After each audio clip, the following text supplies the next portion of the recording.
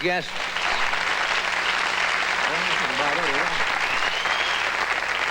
Our next guest is a friend of many years and one of the great jazz artists in music. And Buddy and his entire band are going to be appearing tonight and tomorrow night at the Comedy Store here in Los Angeles, right up on Sunset Boulevard. Then out at Pepperdine University in Malibu on Friday, and then he closes the Monterey Jazz Festival on Sunday. Would you welcome Mr. Humble, Buddy Rich.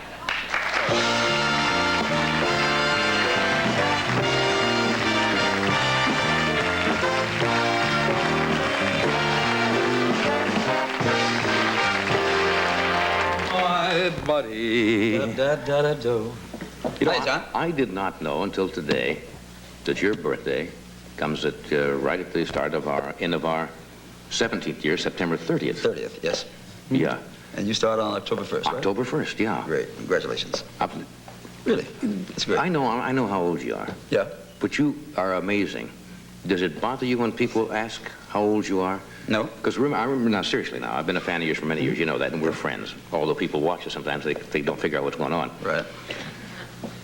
I remember when I was in school, in high school, listening to you play with all of the big bands and trying to emulate you and so forth.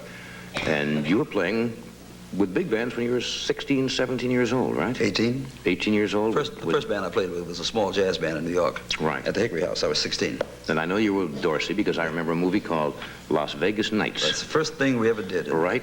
Paramount Pictures, right. And it was set up in Las Vegas. I think at that time there were 2 hotels in Las Vegas or something like that. The band had both of them. That's right. And you were 18 now. Can I ask you how old you're going to be? Do you mind? I'll be 62.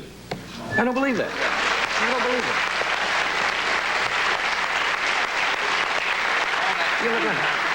You're a big kid. You see what happens when you're crazy? You don't look like you get old. I mean, it's a wacko sense of humor. I feel great.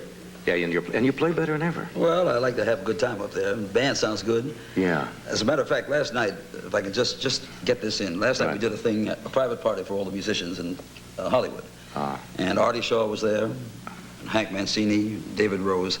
And I just want to take this moment, if they're watching, to thank them for coming out, because it was really an exciting night. All the musicians were just dynamite. That's great. And I thank you for coming out. It was because really great musicians really appreciate going to watch other guys. Well, it was a party last night. It was really fun. That's so had a great time.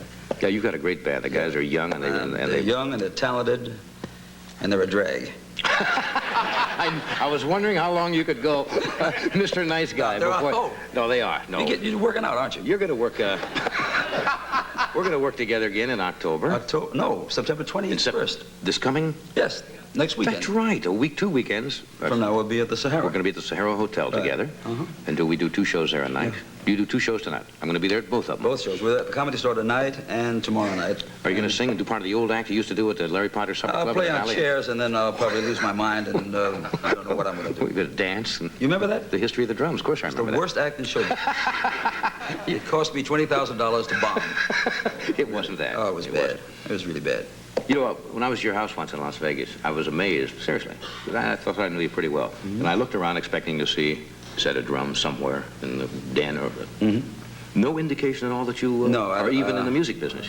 No, when I finish playing at night, that's the end. You really just want to cut? Yeah, that's it. I don't touch the drums until it's time to go to work. Never practice? No, never.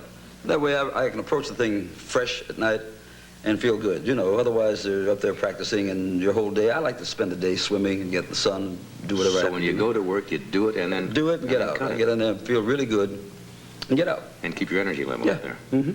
That's remarkable. Yeah. Because most guys are always practicing. Really feeling marvelous. And I didn't know, now this sounds almost like a fan, you collect autographs. Oh, yeah. I collect autographs from everybody. I'm a big fan of almost everybody that does anything in this business. Yeah. And baseball, football. Terry Bradshaw is my idol. Well, he's a great quarterback. Oh, well, that whole team. You have his autograph? I haven't gotten his autograph yet. I've never been to Pittsburgh when the weather's been right.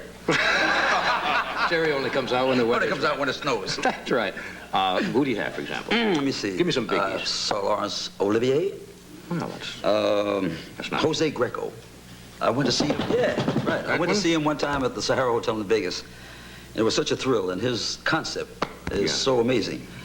I got up after the show, Anne-Marie, my wife, said, where are you going? I said, I'm going back to get his autograph. And she said, like, what are you doing? And I went back, and it was funny, because he's from Brooklyn originally, right? Which is where I'm from. And as I started to tell him, hey, let's hear it. I went back to see him, and his man at first said, you know, cool it, wait a minute, who are you, and so and so. And he came to the door. Thought it was a And, yeah, he came and he gave me a big thing about being a big fan of mine. And we sat and rapped for about 20 minutes. It was really beautiful. You know, you've never asked for a...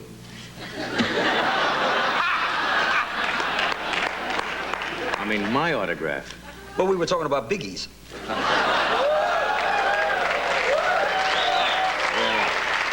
And who would read it to you anyway? Right, help me out. I mean, what would you know? Okay, you're gonna come back. You're gonna do a little thing. We'll be right back. You can practice. I'm gonna practice.